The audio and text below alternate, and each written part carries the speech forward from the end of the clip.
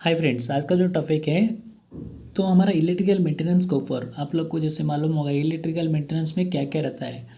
तो आप लोग कंपनी में काम कर रहे हैं, नहीं तो कोई इंडस्ट्री में काम कर रहे हैं, वहाँ पे इलेक्ट्रिकल इक्विपमेंट्स रहता है। हमारा काम क्या है, हम लोग इलेक्ट्रिकल इक्विपमेंट्स को कैसे मेंटेन करना है और कैसे ऑपरेट करना है। इनकेस कुछ फॉल्ट आ गया तो उसको कैसे रेक्टिफाई करना है, वो हमारा बेसिकली काम रहता है।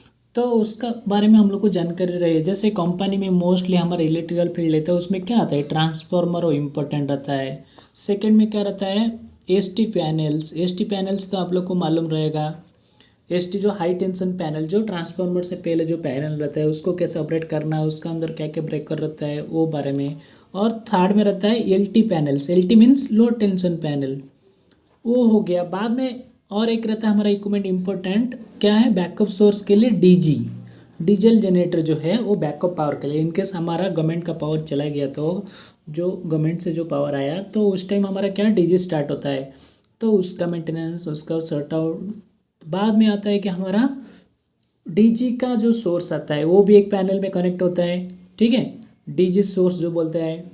बाद में और ईबी सोर्स, जो हमारा गवर्नमेंट का पावर जो होता है ट्रांसफार्मर से जो आता है, वो electricity board, EB electricity board source. उसमें क्या होता है, वो दोनों को कंबाइन करके जो पैनल बनता है।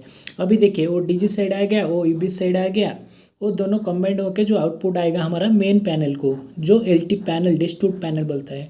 तो वो दोनों का कंबाइंड। तो अभी देखिए, सपोज हमारा ईबी पावर है, चल रहा है, सपोज डीजी स्टार्ट हो गया तो ब्रेकर में पावर आ गया तो क्या होता है, वहाँ पे इंटरप्ट होके चांसेस है, ब्लास्ट का इंसिडेंट होने का चांसेस है।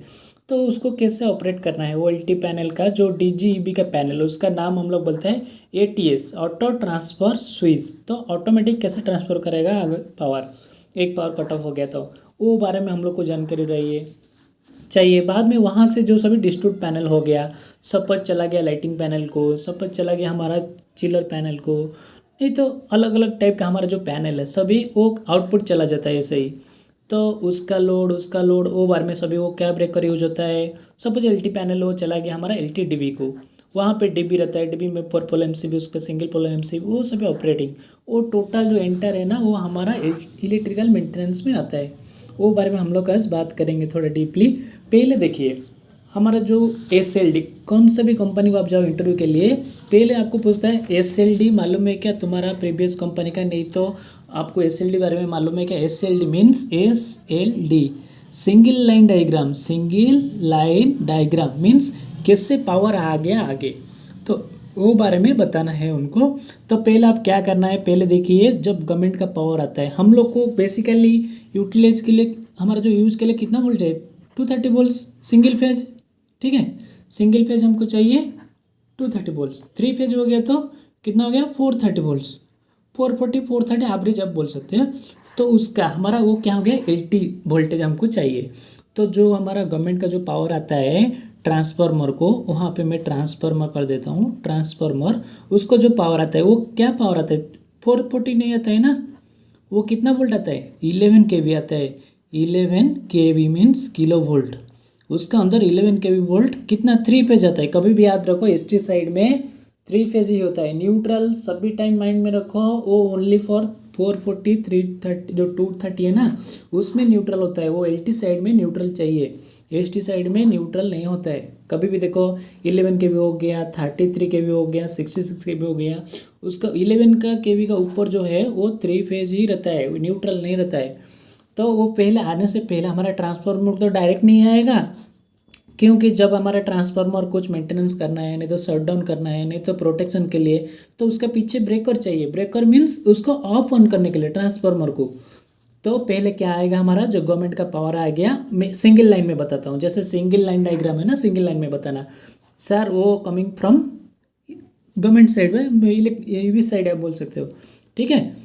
उसको डालना है EB source, EB electricity board source आ गया 11 केवी, 11 केवी वोल्ट आ गया। वहाँ से आके वहाँ पे एक रहेगा क्या, SF6 breaker, SF6 breaker. SF6 breaker ST में यूज होता है, याद रखिए इंपॉर्टेंट है। बीसीबी भी यूज होता है, ऑयल ब्लास्ट भी होता है, सल्फ्यूरिक ऑक्साइड जो है वो अलग अलग एसटी साइड का ब्रेकर, वो ब्रेकर टॉपिक हम लोग दूसरा बनाएंगे। अभी एसएलडी बारे में देखिए, ठीक है।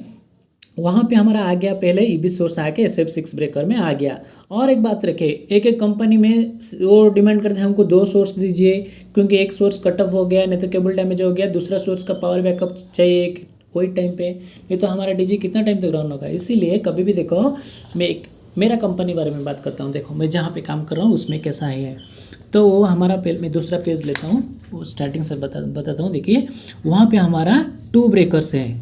पहले वहाँ पे जो देखो मैं बता देता हूँ आपको, वो हमारा फीडर हो गया 9, हमारा फीडर हो गया 10, वो हो गया आउट गोइंग। पहले वहाँ पे आ गया बेसकम साइड 11 के भी एक सोर्स, और वहाँ पे दूसरा सोर्स। तो वहाँ पे 11 के भी आप डाल सकते हैं सोर्स 1, S1 सोर्स 1 आ गया, वहाँ पे 11 के भी सोर्स 2 ऐसे डाल सकते हैं। वो फीडर का नाम है, क्योंकि उन गवर्नमेंट को मालूम मतलब उन लोग को मालूम होना है हमारा फीडर 9 किधर गया, तो हमारा कंपनी को आ गया उन लोग को मालूम होने के लिए, इसलिए मैं ये सोर्स 1 सोर्स 2 ऐसे ही रखा। और वो जो है आउट गोइंग, वो दोनों सब उसका अंदर इंटरलॉकिंग सिस्टम है, एक ही टाइम दोनों ब्रेकर ऑन नहीं होगा, वो ऑन होगा तो वो ऑफ होगा, उसको जितना प्रेस करो ऑपरेट करो नहीं होगा, इंटरलॉकिंग सिस्टम है। तो आउट गोइंग एक आएगा, ठीक है। इनपुट आ गया 11 के भी दोनों सोर्स आ गया। सपोज दोनों में पावर है, दोनों हेल्दी कंडीशन में, वहाँ पे भी ऑन है वहाँ पे भी ऑन है। सेफ्टी पर्पज़ के लिए गवर्नमेंट वहाँ से ऑफ करके रखता है, वो भी याद रखिए। सपोज इनकेस आ गया तो वहाँ पे ऑपरेट नहीं होगा, एक ही ऑपरेट होगा। तो सपोज हमारा वो सोर्स चल रहा है, तो वो सोर्स वहाँ पे ब्रेकर हम लोग ऑन करेंगे, तो वहाँ पे कौन सा ब्रेकर यूज होता है, SF6, ठीक है, SF6 ब्रेकर। वहाँ पे ब्रेकर 1 2, वहाँ पे आउटगोइंग ब्रेकर 3 ब्रेकर यूज होता है। तो जब हम ब्रेकर ऑन करेंगे तो आउटपुट आके 11 के भी वही 11 के भी आएगा, आके किधर आएगा ना, हमारा MC मीटर क्यूबिक मीन्स आप देखिए आपका घर में जो आता है ना पावर पूरा डायरेक्ट पोल से, वो डायरेक्ट आके आपका कटआउट में नहीं जाता है, डायरेक्ट आता है आपका मीटर को आता है। सही बात है ना, ऐसे ही पावर गवर्नमेंट का पावर आ गया तो डायरेक्ट मीटर को आता है। वो मीटर क्या है, MC मीटर क्यूबिक जो ये है फीडर है, उसमें कितना पावर कंज्यूमर है तुम्हारा बिल्डिंग में, उसका रीडिंग वहाँ पे लेता है वो लोग गवर्नमेंट वाला आके, ठीक है। वहाँ से आएगा, उसका बीच में और कुछ ब्रेकर नहीं है, ब्रेकर वहाँ पे है। इनकेस उसको ऑपरेट करना है तो वो उसका हमारा अंडर में आता है, लेकिन हम लोग ऑपरेट करने के लिए ऑथराइज नहीं है, उनका गवर्नमेंट वाला आके ऑपरेट करता है कभी भी। लेकिन हमारा सेफ मतलब चेकिंग के लिए हम लोग कर सकते हैं, ऐसा कुछ नहीं है। तो क्योंकि वो गवर्नमेंट साइड का है वो, ठीक है। बाद में मीटर को आ गया पावर, मीटर को पावर आने के बाद उसका जो आउटपुट है हमारा, वहाँ पे हमारा एक ब्रेकर रहता है, ST ब्रेकर हम लोग बोल सकते हैं, वो हो गया हमारा RMU ब्रेकर। RMU किसको मालूम है कि RMU मतलब, RM means ring main unit. Ring main unit means उसका अंदर रिंग क्या है, एक राउंड टाइप का है। आपका पावर आएगा, दूसरा कंपनी चला गया, वो चला गया उसके, इसलिए रिंग मेन, ऐसे ही उसका नाम है रिंग मेन यूनिट। तो वहाँ से आके MC मीटर क्यूबिक को आ गया। मीटर क्यूबिक को आने के बाद में आते हैं हमारा ST पैनल को। ST पैनल में सपोज हमारा सोर्स जो है, मैं वो हमारा SLD बारे में बताता हूँ। वहाँ पे है हमारा LBS लोड ब्रेक स्विच, वहाँ पे LBS है, वहाँ पे 11 के भी आ गया। LBS का काम क्या है, वो मतलब वो पावर को कट ऑफ करेगा। जब पावर आ गया, हम लोग को रिक्वायरमेंट नहीं है ऑपरेट करना, उधर से बंद करना है तो बंद हो जाएगा। तो वो दोनों को आउटपुट ऐसे ही आ गया। वहाँ पे हमारा VCB वैक्यूम सर्किट ब्रेकर आ गया, VCB1, वहाँ पे VCB2, वो दोनों ब्रेकर का नाम है, ठीक है। वहाँ पे हम लोग ब्रेकर ऑन करेंगे तो दोनों VCB को पावर चला जाएगा, VCB का इनपुट को चला जाएगा। तो उस टाइम क्या होगा, हमारा VCB का जो आउटपुट जिधर गया उसको पावर आ जाएगा। सपोज मैं अभी बताता हूँ, वो हमारा फ्यूचर यूज के लिए रखा हुआ है, एक के VCB हमारा वो भी यूज हुआ है। तो हम लोग यूज करके कहाँ पे आ गया ना, वहाँ पे हमारा ट्रांसफार्मर है। ट्रांसफार्मर हमारा 3000 kVA, kVA means kilo volt arms. Transformer को कितना kV आ गया, 11 kV आ गया, क्योंकि 11 kV पहले से 11 kV आ रहा है, 11 kV आ गया।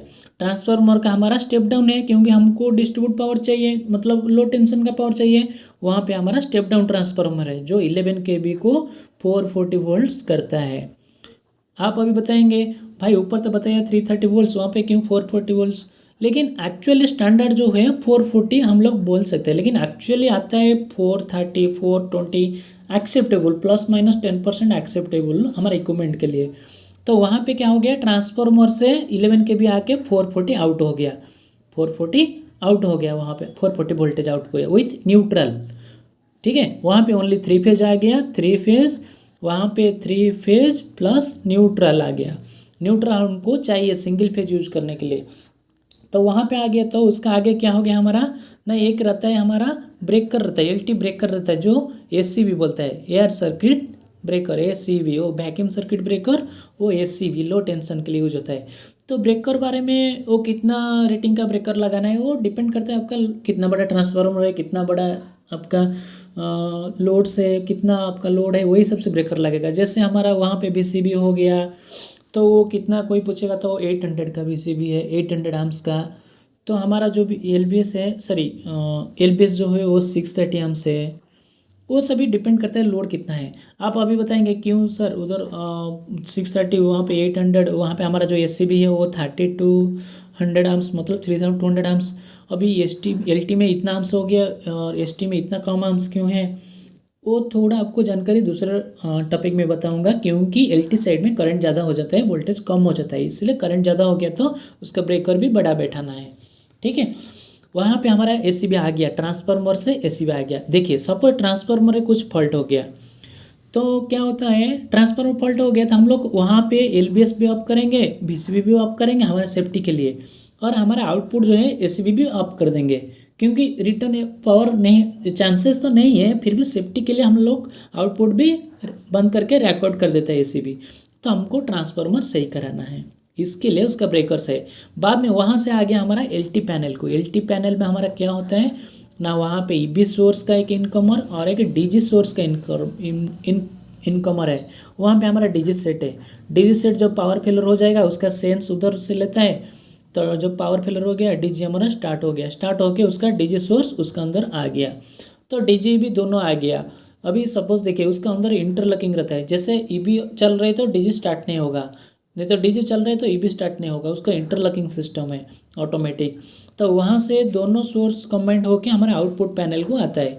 ठीक है, आउटपुट पैनल हमारा चिलर पैनल को चला गया, और एक है हमारा ट्रांसफर, एक मिनी ट्रांसफार्मर है उसको चला गया, फायर पंप रूम को चला गया, पंप रूम को चला गया, स्क्रबर को चला गया, ईटीपी को चला गया, लाइटिंग डीबी को चला गया, एटसेट्रा।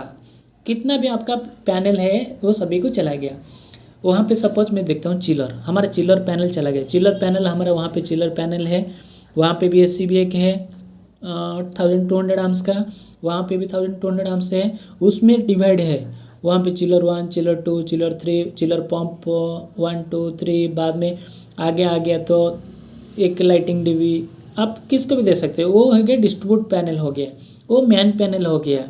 ठीक है, ऐसे ही और एक वहाँ पे एक स्क्रबर मीन्स स्क्रबर एक इक्विपमेंट है, वो भी उसको चला गया, ईटीपी चला गया, डब्ल्यूपीटीपी को चला गया, वो सभी ऐसे ही जाते हैं। हमारा यूपीएस पैनल को चला गया, किस वहाँ पे हमारा यूपीएस पैनल को चला गया, यूपीएस को जाके यूपीएस से फिर यूपीएस आउटपुट को आ गया। ऐसे ही पैनल डिस्ट्रीब्यूट होता है। तो आप टोटल एंटायर को क्या बोलना है सर, हमारा वो SLD सिंगल लाइन डायग्राम, वो बारे में आप बता सकते हैं। आपको और कुछ टॉपिक चाहिए तो आप कमेंट में बताइए, मैं उसका ऊपर इमीडिएटली वीडियो करके छोड़ लूँगा। ठीक है, थैंक यू।